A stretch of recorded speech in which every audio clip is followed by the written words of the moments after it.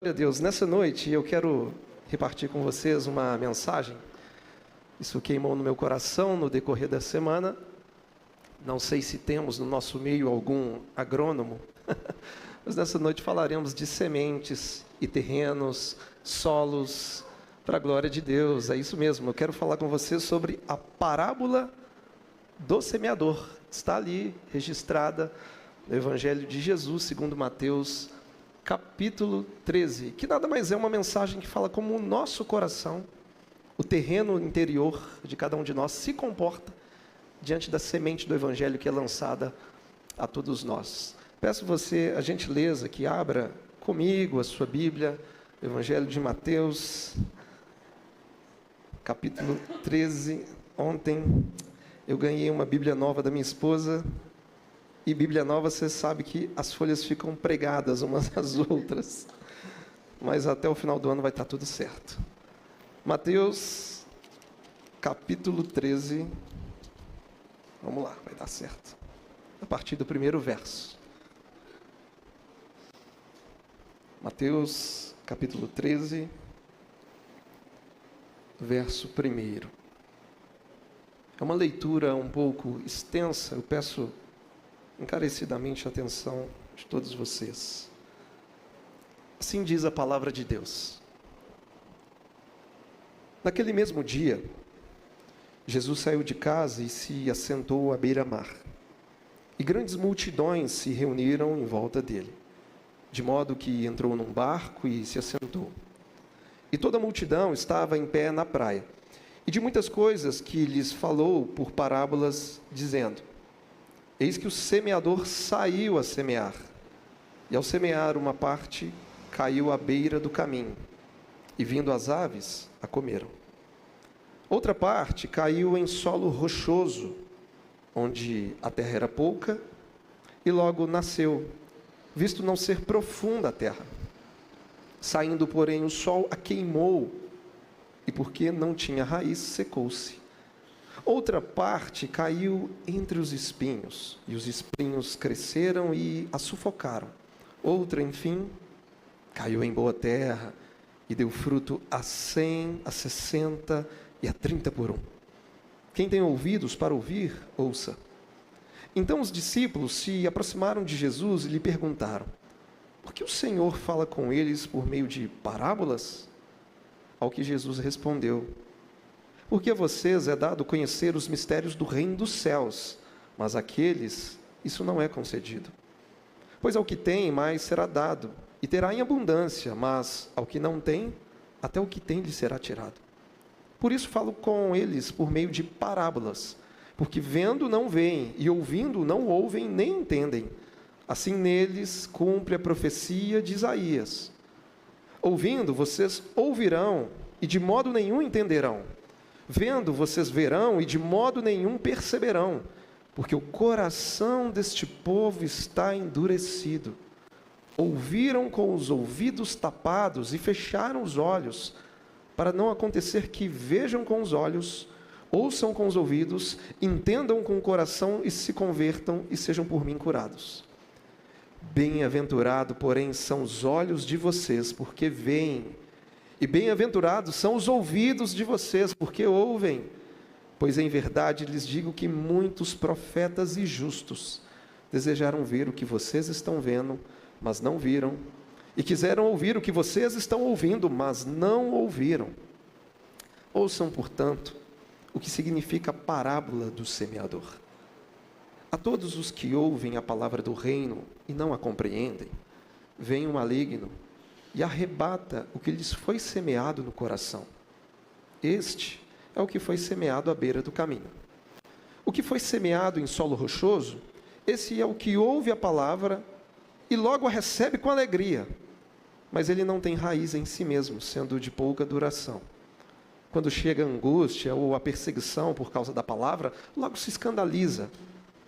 O que foi semeado entre os espinhos é o que ouve a palavra, porém as preocupações deste mundo e a fascinação das riquezas sufocam a palavra e ela fica infrutífera.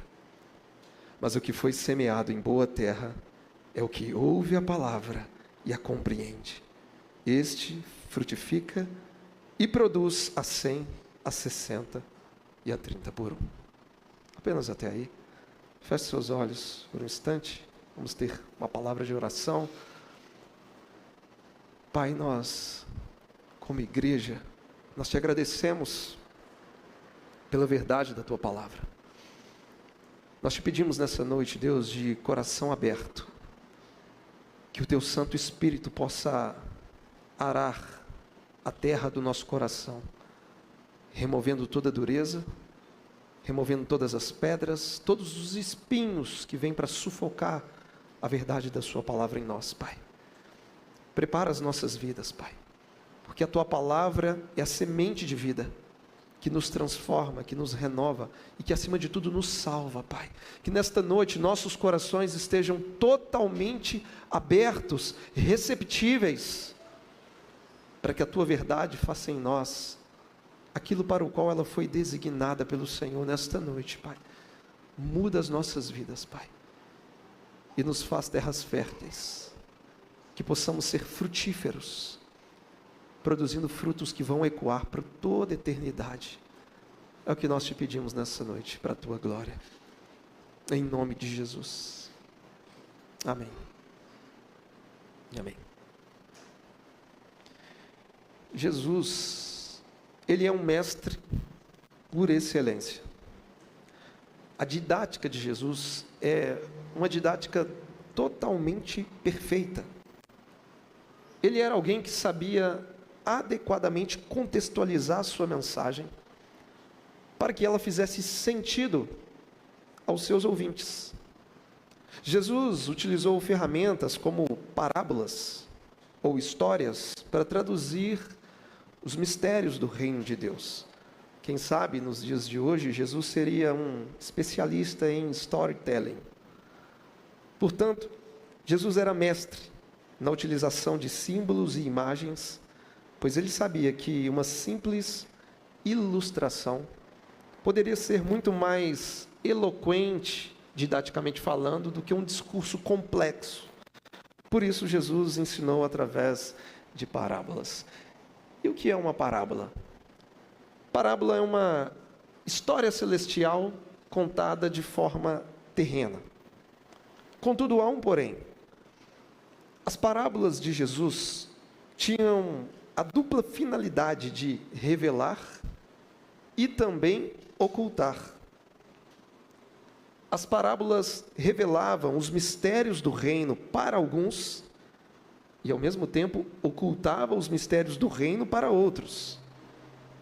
Aquelas pessoas de coração aberto, simples, humilde, compreendiam a mensagem, enquanto aqueles de coração endurecido, soberbo, não conseguiam entender nada. Portanto, enquanto pessoas de coração humilde recebem a revelação dos mistérios do reino de Deus, os de coração endurecido não conseguem nem ao menos enxergar o óbvio diante dos seus olhos.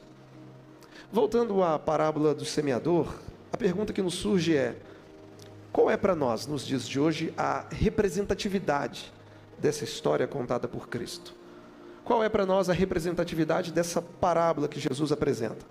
Bom, olhando para o texto, reconhecemos que encontramos pelo menos 3 elementos principais nessa parábola: o semeador, a semente e os terrenos. Olhando para tudo isso, reconhecemos que o semeador é o próprio Senhor Jesus. Ele é um mensageiro verdadeiro. A semente, nós reconhecemos que é a palavra de Deus, que é o Evangelho. Diga-se de passagem, quando você pega a sua Bíblia, você então tem nas mãos um saco cheio de sementes, para gerar vida e multiplicação.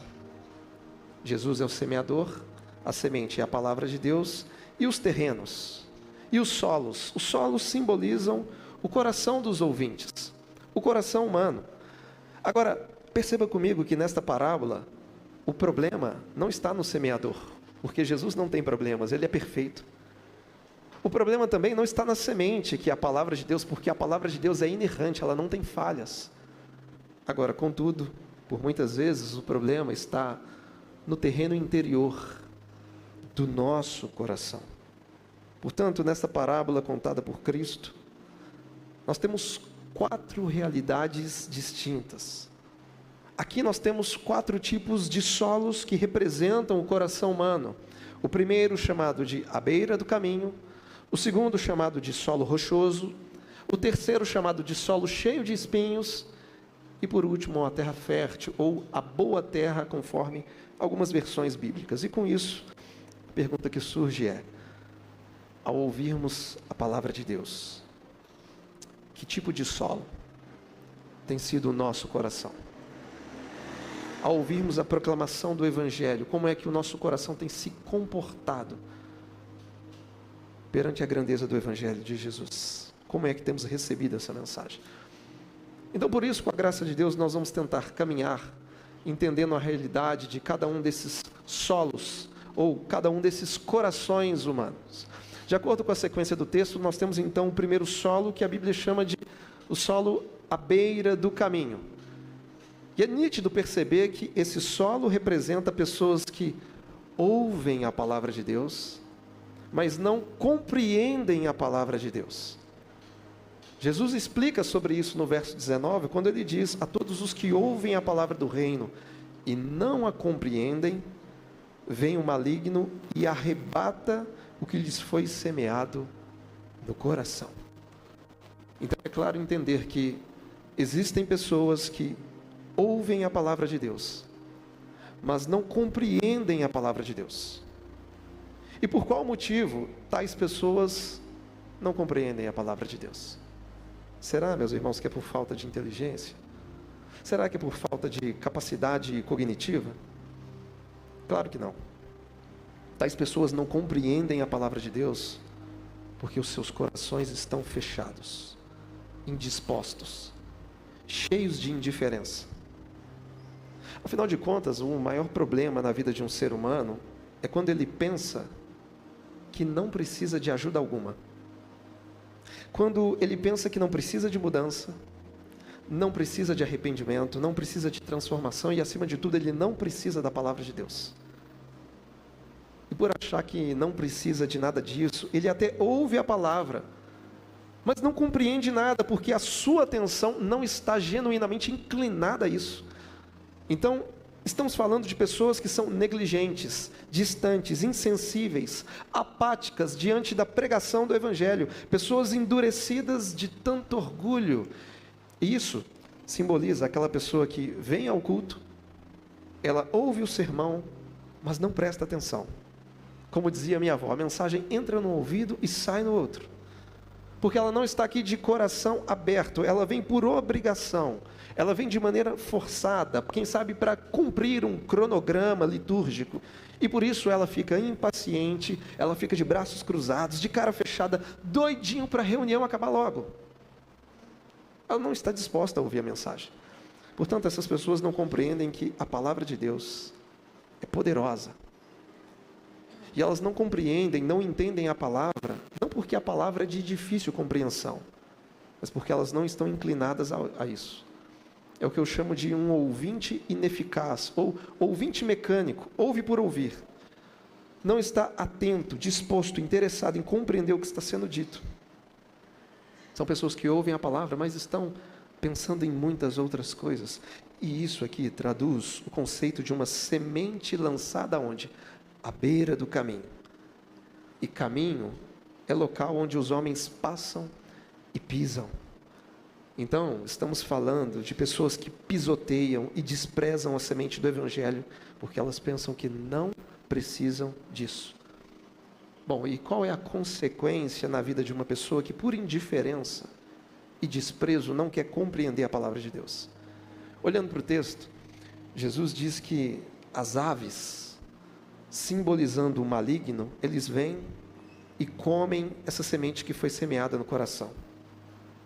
Ou seja, toda vez que o ser humano não se inclina para compreender a palavra, o coração desse ser humano se torna um banquete para Satanás. Satanás sabe que a semente da palavra de Deus é poderosa, portanto, quando ele percebe que alguém recebeu essa semente, mas não teve interesse em compreendê-la, ele vem para arrancar essa semente o mais rápido possível. Quando a semente da palavra de Deus não é compreendida, ela não vai germinar, ela não vai criar raízes profundas no coração humano. Por isso, o maligno vem e rouba com facilidade. Então, Satanás gosta quando as pessoas não estão nem um pouco interessadas em compreender aquilo que estão ouvindo a respeito da palavra de Deus. Então, quem não compreende a palavra, vive refém das ações do diabo. Porque assim como uma ave que rapidamente come as sementes que caem ao chão, o diabo também rouba a palavra de vida no coração dos desinteressados. Então, esse é o primeiro terreno, à beira do caminho, é o caminho do desprezo, é o caminho do coração endurecido que é autossuficiente e diz: eu não preciso de nada disso, não tem significado para mim, então a pessoa despreza. É um banquete para Satanás. Agora, olhando para o texto, nós temos o segundo solo, ou terreno, que a Bíblia vai chamar de terreno rochoso, um terreno cheio de pedras. E obviamente ele representa pessoas que ouvem a palavra, mas ficam apenas na superficialidade.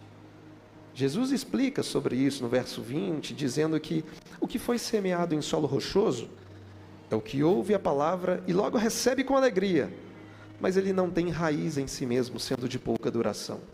Quando chega a angústia ou a perseguição por causa da semente da palavra, logo se escandaliza. Olha só, Jesus está falando de uma semente que caiu numa terra rasa. E quando ela tenta criar raízes, ela bate na rocha e não atinge a água. Consequentemente, vem o sol forte, a planta seca e depois morre. Esse é o símbolo, essa é a figura de linguagem que Jesus usa. O solo rochoso nos fala sobre um coração que recebe a palavra de Deus com superficialidade. É um coração endurecido que não permite que a palavra do Senhor esteja profundamente arraigada, enraizada. É quando a palavra de Deus toca apenas as camadas mais rasas da nossa existência, da nossa vida.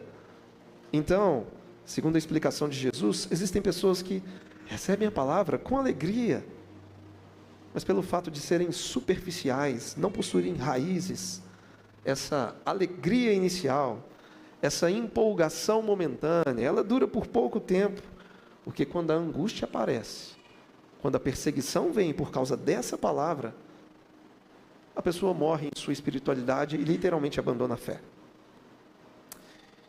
Eu já vi muitas e muitas pessoas frequentarem acampamentos de igreja, frequentarem retiros espirituais, conferências cristãs, e saírem desses ambientes totalmente alegres, totalmente empolgadas, dizendo: não, pastor, agora eu vou mudar o mundo, agora eu vou viver cada segundo para a glória de Deus, agora eu quero pregar o evangelho a todas as pessoas, em todos os lugares. Glória a Deus por isso. Só que eu também vi algumas dessas pessoas, depois de uma semana ou 2 semanas, prostradas, desanimadas, indiferentes, sem saber o que fazer da vida. E sabe por que isso acontece? Porque essas pessoas não possuem raízes profundas na palavra de Deus. Pessoas que vivem apenas de adesão e não de conversão. Pessoas que gostam do Cristo, mas não gostam da cruz de Cristo. E esse tipo de gente não entende que constância é melhor do que intensidade. Não tenho nada contra os retiros, pelo contrário, eu gosto muito, desde que sejamos constantes e desde que tenhamos raízes profundas na palavra de Deus. Então estamos falando de pessoas que vivem de conferência em conferência, e também nada contra a conferência, eu estou vindo de uma em São Paulo, isso é muito bom, mas estou falando de pessoas que vivem apenas disso, de conferência em conferência, de show gospel em show gospel, de evento em evento, mas não tem raiz profunda na palavra de Deus, não tem um compromisso diário com a leitura da Escritura Sagrada, e por isso o primeiro problema que acontece já derruba a pessoa, porque ela não tem raízes, não tem profundidade bíblica, ela não experimenta a comunhão com a igreja e não caminha debaixo de discipulado cristão. Então pessoas que vivem dessa forma são aquelas que conheceram apenas o evangelho do lucro. O evangelho da conveniência, das vantagens imediatas, mas ainda não tiveram encontro com o verdadeiro evangelho da cruz do Calvário. Superficialidade. Preste atenção. Quem não se aprofunda no texto sagrado, acaba sobrevivendo de migalhas. Acabam sobrevivendo de caixinhas de promessas. Quem não cria raízes profundas na palavra de Deus, vive dependendo de frases de efeito dos pregadores da moda. E, meus irmãos, para que viver de migalhas, se Deus colocou um grande banquete diante de todos nós? Você tem acesso a um lindo banquete. Até quando seremos superficiais no nosso conhecimento bíblico? Está na hora de criar raízes profundas, para a glória de Deus. E para que isso aconteça, você precisa, todos os dias, ler o texto, compreender o texto e aplicar o texto na sua própria vida. Assim o seu coração não vai ser um terreno rochoso, um solo endurecido.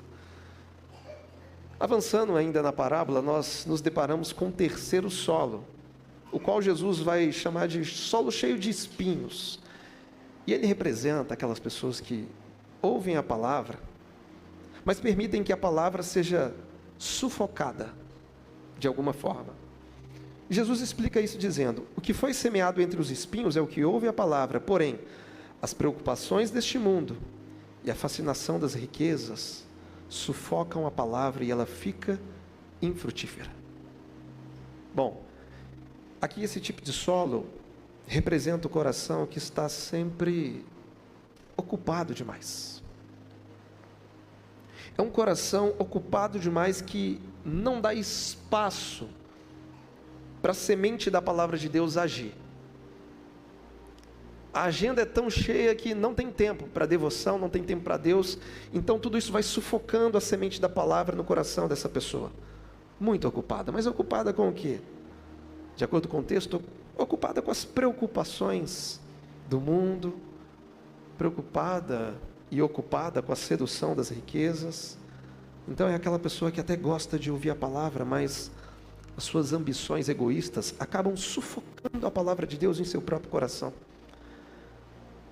E a Bíblia nos ensina que devemos buscar em primeiro lugar o reino de Deus e a sua justiça, mas a pessoa que está mergulhada nas preocupações da vida, ela busca em primeiro lugar os seus próprios interesses, e o reino de Deus, se sobrar tempo, fica para depois.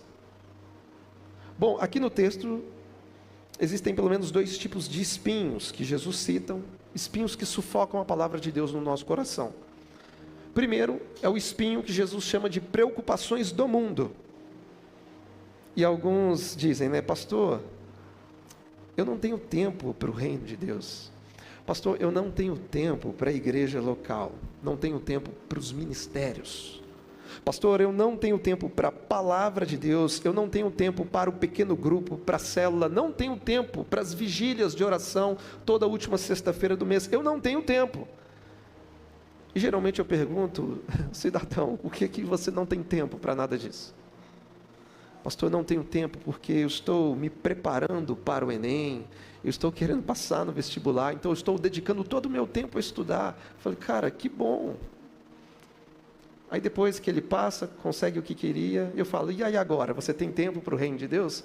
Não, pastor, agora não dá, porque eu já estou ali estudando muito, eu já estou pensando no meu mestrado, no meu doutorado, e eu não vou ter tempo para o reino de Deus agora. Eu falei, tá bom. Agora que você pegou todos os canudos que você queria, agora você tem tempo para o reino de Deus? Não, pastor, porque agora eu estou namorando, daqui a pouco vem o noivado, eu tenho que preparar as coisas do casamento, eu não tenho tempo para o reino de Deus. Ok, casou, infeliz, e agora você tem tempo para o reino de Deus? Não, pastor, agora não dá, eu tive meu primeiro filho, você sabe como que é, menino pequeno, demanda, a gente não dorme à noite. Eu falei, eu entendo, eu já passei por isso, muito por isso. E agora? A criança cresceu. Não, agora não, está tudo muito difícil, eu tenho que arrumar um segundo emprego, porque eu tenho que pagar as contas. Ou seja, meu Deus do céu, com todo respeito, uma pessoa que vive assim é uma pessoa sufocada. Às vezes ele é até um frequentador de igreja, mas ele não vive em plenitude de vida, porque a palavra da vida foi sufocada dentro dele. E mais uma vez, eu não estou falando contra nada disso, gente. Faça isso, eu conquistei essas coisas. Isso é bom, mas você não precisa desprezar a busca pelo reino de Deus. Então não há problema em conquistar todas essas coisas. Só existe um problema quando essas coisas se tornam um ídolo, se tornam um Deus em nosso coração. Então, o problema está quando eu busco em primeiro lugar essas coisas. E também quando eu permito que as preocupações por tais coisas sufoquem a palavra de Deus no meu coração. Então, é um grave problema quando gastamos todo o nosso vigor. Jovem, você que está aqui, é um grave erro quando você gasta toda a sua energia, todo o seu tempo, toda a sua força em busca dessas coisas e não sobra nada em você para oferecer a Cristo. Pessoas que vivem na loucura do ativismo e que são excessivamente atarefadas, geralmente, acabam negligenciando aquilo que é necessário, aquilo que é essencial. Tais pessoas não entenderam o que Jesus disse no Sermão da Montanha. E ele diz o seguinte, abre aspas, portanto, não se preocupem dizendo, o que comeremos? O que beberemos? Ou com que nos vestiremos? Porque os gentios, ou seja, aqueles que não fazem parte da aliança de Deus, são eles que se preocupam com essas coisas. Agora, o Pai de vocês que está no céu, sabe que vocês precisam de todas elas. Mas busquem em primeiro lugar o reino de Deus e a sua justiça, e todas estas coisas lhes serão acrescentadas. Então, não permita que as preocupações da vida sufoquem a palavra de Deus no seu coração. Esse é o primeiro espinho, as preocupações. Mas Jesus cita um outro espinho, o qual ele chama de fascínio pelas riquezas. Algumas pessoas não têm tempo para o reino e nem para a palavra de Deus, porque estão fascinadas pelas riquezas. E aqui eu digo a você, não que seja pecaminoso você querer prosperar. A Escritura nos ensina que o amor ao dinheiro é a raiz de todos os males, mas não diz que o dinheiro é a raiz de todos os males. E com isso entendemos que não é pecado depositar dinheiro na sua conta, mas é pecado depositar o seu amor no seu dinheiro. Isso contraria a Sagrada Escritura totalmente. Então algumas pessoas fascinadas pela riqueza, está dizendo, pastor, não tenho tempo para a palavra porque eu estou focado nos meus investimentos. Então com isso me tornei um day trader. Eu estou trabalhando muito, pastor, porque eu quero me tornar um workaholic, eu quero triplicar o meu patrimônio, eu quero ficar milionário. Então mais uma vez, não há problema algum, gente, nisso. Não há problema algum em querer melhorar de vida. Não há problema algum em você querer prosperar financeiramente através de um trabalho honesto. Isso é até louvável. Só que o problema é quando a busca pela riqueza se torna uma divindade em nossas vidas. Quando buscamos mais o dinheiro do que o reino de Deus em primeiro lugar. E aí o fascínio pela riqueza sufoca a palavra de Deus no coração humano. É onde o nosso coração sutilmente é tomado por avareza, por ganância, por materialismo. Portanto, aqui, é claro, o solo com muitos espinhos representa o coração de alguém que ouve a palavra. Mas essa palavra ouvida é também sufocada pelas preocupações mundanas e pela ganância, pela obsessão, pelo lucro, pelo vil metal. Então, até então, nós temos o solo chamado à beira do caminho. Temos o segundo, que é o solo cheio de pedras, um solo rochoso, que representa a superficialidade, não tem raízes profundas. Temos então o terceiro solo, que fala dos espinhos, que vivem sufocando a palavra em nosso coração. Mas por fim, temos também o quarto solo, que diz respeito a nós, como igreja. Amém? Que diz a seu respeito, que é o que a Bíblia chama de boa terra, ou terra fértil, de acordo com outras versões. E Jesus explica sobre ela, dizendo no verso 23, que o que foi semeado em boa terra é o que ouve a palavra e compreende a palavra. Então este frutifica e produz a 100, a 60 e a 30 por um. Então, o que é a boa terra? Basicamente, representa o coração que ouve, que compreende a palavra de Deus. E é interessante que Jesus explica que a boa terra representa as pessoas que não apenas recebem a mensagem, mas que permitem que essa mensagem crie raízes profundas e produza frutos abundantes. Então, o que diferencia a boa terra dos outros solos é a nossa disposição em responder à palavra de Deus com fé e obediência. Então, por isso, a colheita mencionada por Jesus, aquela colheita de 30, 60 e a 100 por um, ou 100 vezes mais, isso aqui não é apenas um número, mas isso é para nós um testemunho do impacto que a palavra de Deus produz em nossas vidas. Então, quando somos a boa terra, a nossa vida se torna um testemunho vivo, que gera frutos de um caráter transformado pelo Evangelho. Portanto, estamos falando de um coração que corresponde à palavra de Deus. É um coração que dá resposta com fé e obediência à palavra ouvida, à palavra pregada. E a pergunta que eu faço a você nessa noite: como que está o terreno do seu coração? Perante esse cenário desses 4 terrenos ou 4 solos, como é que está o seu terreno interior? Como está o seu coração? Será que o seu coração, de fato, é uma boa terra? Será que o seu coração está disposto em receber a palavra, compreender a palavra e obedecer a palavra? Qual foi a resposta que o seu coração já deu até então à semente do Evangelho de Jesus? Então, eu quero resumir para você entender. A boa terra representa aquela pessoa que ouve a palavra, a pessoa que busca compreender a palavra, a pessoa que tem o desejo de obedecer por fé e praticar a palavra, e por fim é a pessoa que frutifica por causa dessa palavra. Uma boa terra, um terreno fértil, não é estéril. Uma terra fértil frutifica. E o que significa frutificar nessa parábola? Meus irmãos, frutificar é alimentar a outros. Pois assim como uma árvore não come do seu próprio fruto, você nunca viu uma goiabeira comendo suas próprias goiabas, não, ela dá frutos para que outros se alimentem. E nessa parábola isso representa a sua ação de compreender a palavra, de viver a palavra, de frutificar e alimentar outras pessoas para a glória de Deus Pai. Então isso é frutificar. Agora, pastor, como que eu faço para saber se eu já estou frutificando? Como é que eu descubro se o meu coração é uma boa terra, uma terra fértil, uma terra que frutifica, uma terra que alimenta outras pessoas? Bom, para responder essa pergunta, a Bíblia nos apresenta um teste de frutificação. E esse teste de frutificação é onde nós temos as 2 principais ordens de Jesus no Novo Testamento. E elas representam esse teste de frutificação. A primeira ordem está registrada em Marcos capítulo 16, quando Jesus diz: vão por todo mundo e preguem o Evangelho a toda criatura.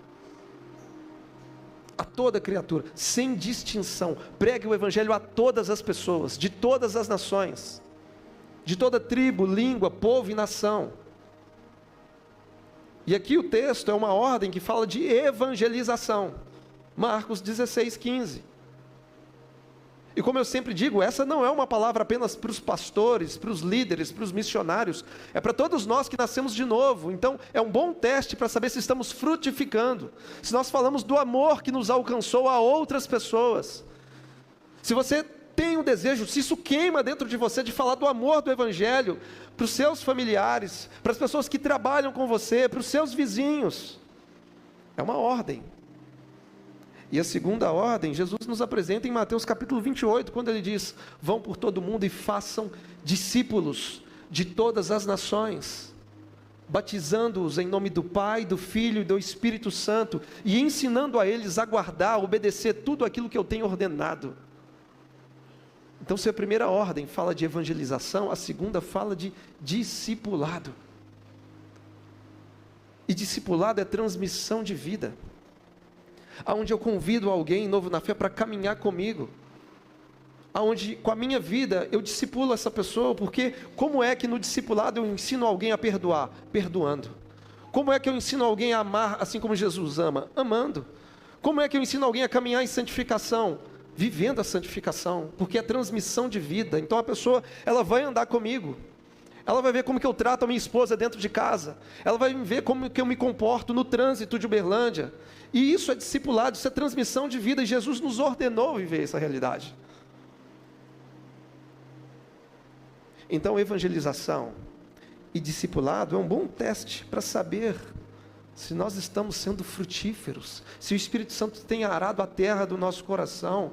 E é uma ordem a todos nós, porque eu encontro por aí pessoas que até querem evangelizar, mas não querem discipular ninguém. E também encontro pessoas que querem discipular pessoas, mas não querem pregar o evangelho para outras pessoas. E nós temos que entender que evangelização e discipulado estão amalgamados, andam juntos. Andam juntos. Um é continuação do outro. Porque quando nós pregamos o evangelho para uma pessoa, dentro das metáforas que nós utilizamos, nós chamamos isso de novo nascimento. Então, se alguém espiritualmente nasceu de novo, logo ela é o quê? Um bebê na fé.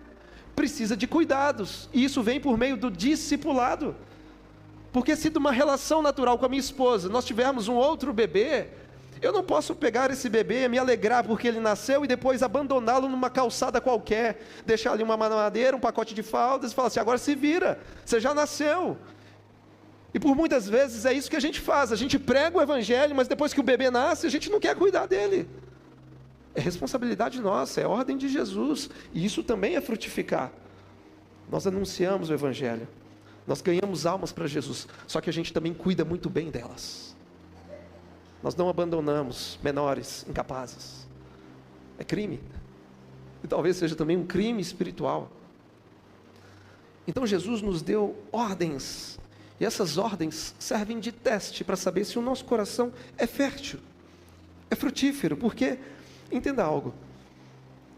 Se você lê os evangelhos, você vai perceber que Jesus deu uma ordem aos demônios.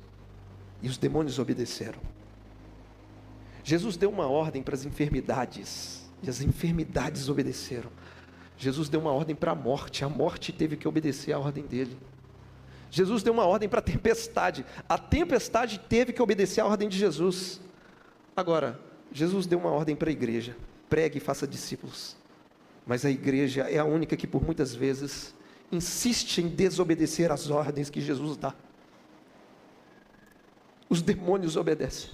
As enfermidades obedecem, a morte obedece, a tempestade obedece, mas eu e você por muitas vezes insistimos em desobedecer a ordem de pregar o evangelho às pessoas e discipular as pessoas.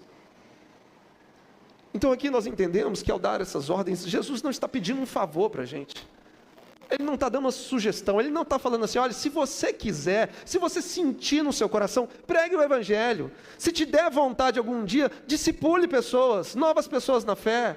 Não, gente, não, Ele não está fazendo um pedido, Ele é o dono da igreja, Ele é aquele que recebeu toda a autoridade nos céus e na terra, é uma palavra de ordem, e ai de nós se não obedecermos, é uma ordem do nosso Senhor, porque eu sei que muitos infelizmente querem apenas receber Jesus como Salvador, e não como Senhor, mas você precisa reconhecer o senhorio de Cristo sobre a sua vida, Ele governa tudo em nós, Ele governa a nossa vida, Ele governa a nossa família, Ele está no trono, e o trono dele é mais elevado, e ninguém pode superar o trono e o governo do nosso Senhor. Será que o nosso coração é como uma boa terra? Será que você tem alimentado a outros?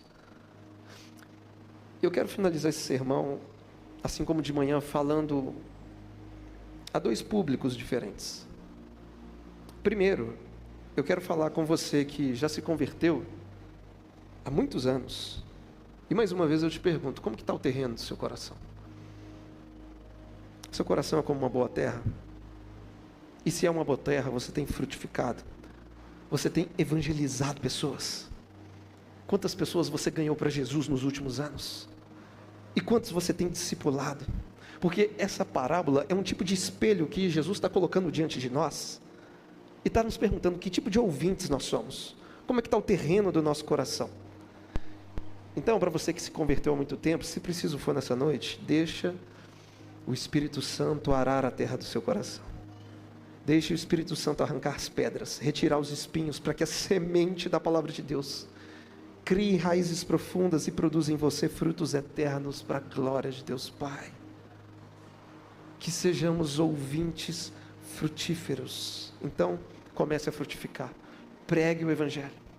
Faça discípulos para Jesus. Pergunte ao seu líder de pequeno grupo: tem algum novo na fé aqui na célula? Eu quero acompanhar ele, eu quero discipular essa pessoa, eu quero caminhar próximo, eu quero derramar minha vida na vida dele.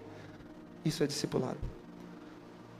O segundo público que eu quero falar essa noite é para você que está aqui, quem sabe nos visitando pela primeira vez e deseja entregar a sua vida a Jesus. Você que está aqui me ouvindo e deseja fazer parte da família de Deus, da família da fé. Eu quero te dizer que a parábola do semeador não é apenas uma história sobre terrenos. É uma mensagem sobre o estado do nosso coração diante da pregação do Evangelho. E Jesus é o semeador, que veio trazer ao mundo a palavra da verdade, que pode nos salvar. Então hoje você ouviu sobre 4 terrenos diferentes. E qual deles agora representa o terreno do seu coração? Talvez você esteja como o terreno à beira do caminho, ouvindo, mas quem sabe sem abrir espaço para a palavra.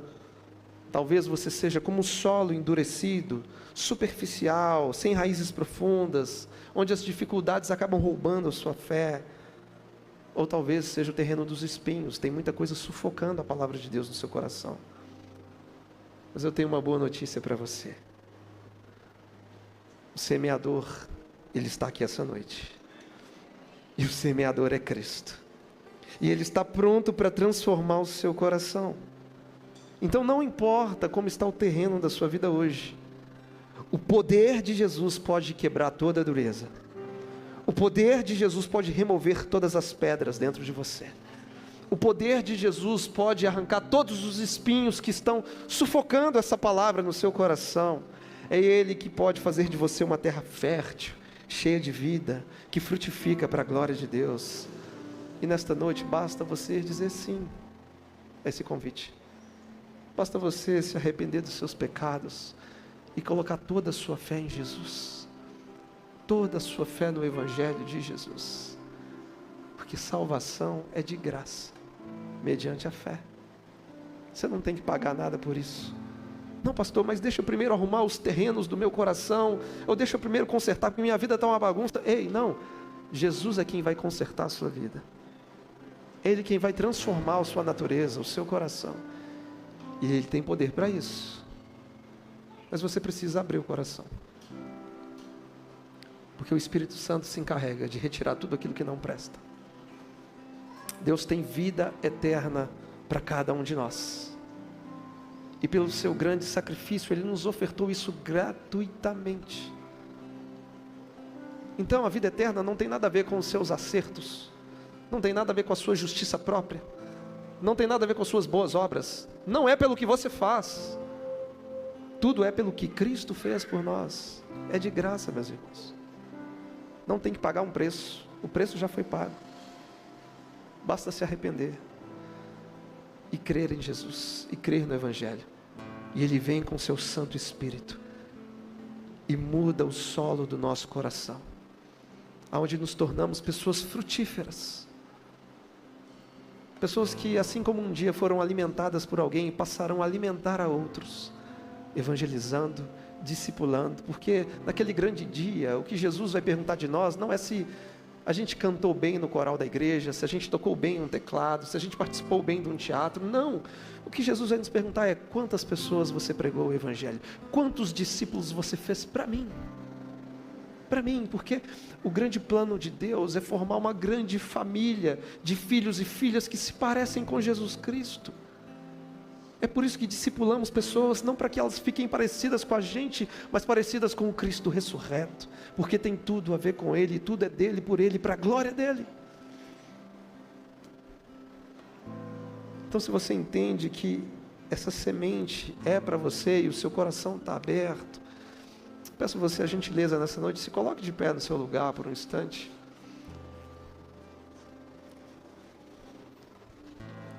Pai, obrigado pela Tua palavra. Obrigado pela simplicidade da sua palavra. E nós reconhecemos, Pai, que o problema nunca esteve na semente, Pai. O problema nunca teve na sua palavra. O problema nunca teve no mensageiro, nunca teve em Cristo.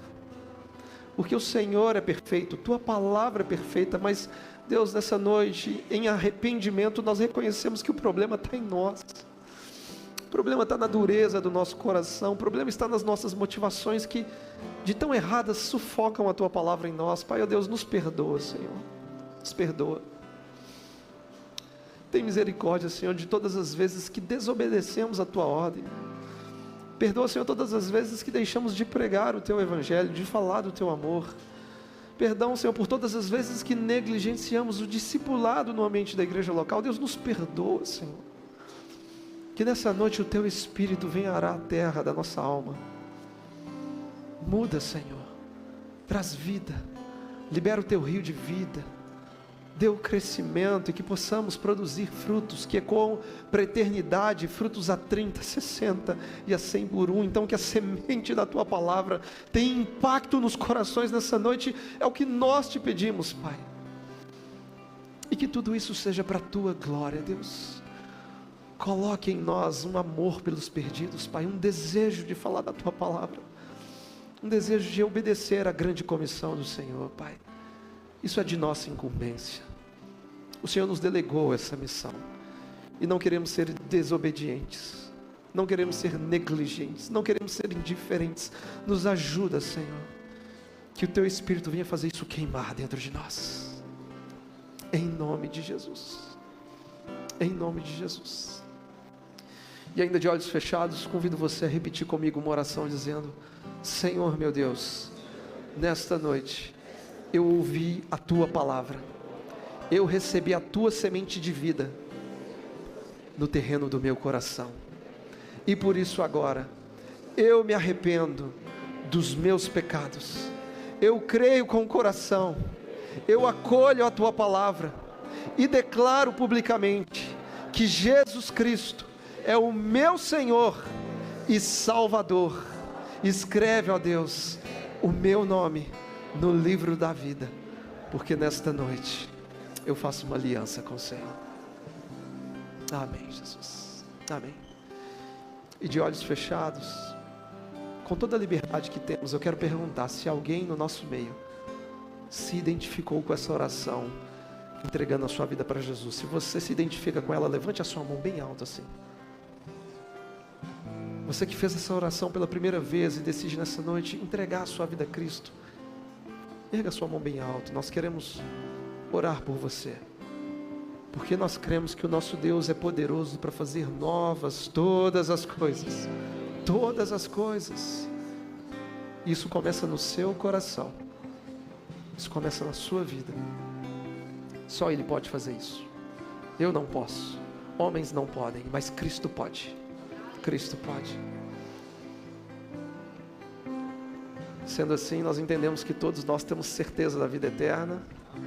Todos nós estamos com um coração fértil, que recebe, que acolhe a palavra de Deus. Portanto, que possamos, de fato, com sinceridade, com desejo, com liberdade, frutificar, alimentar outras pessoas para a glória de Deus Pai. Você foi chamado para pregar o Evangelho. Pastor, mas eu não sei falar bonito, eu não sei. Meu irmão, a sua vida é um testemunho. Fale do amor de Jesus do seu jeito. Jesus quer te usar do seu jeito, com aquilo que Ele derramou sobre você. Certamente você tem um talento, você tem uma habilidade, e Deus quer te usar. Porque sem dúvida alguma, você tem acesso às pessoas que eu não tenho. Então é de sua incumbência alcançar essas pessoas. Mas lembre-se, no dia que você alcançar essas pessoas, não abandone elas. Elas precisam de discipulado. Elas precisam de acompanhamento. Elas precisam ser conduzidas às águas do batismo. Elas precisam ser consolidadas. Porque isso é uma responsabilidade de todos nós que somos a família da fé e família de Deus. Posso contar com vocês? Amém. Glória a Deus por isso. Que o amor do Pai, que a graça de Deus Filho e que a comunhão do Espírito Santo de Deus seja sobre as nossas vidas hoje e até a volta de Jesus. Que você vá em paz. Tenha uma semana abençoada. Em nome de Jesus.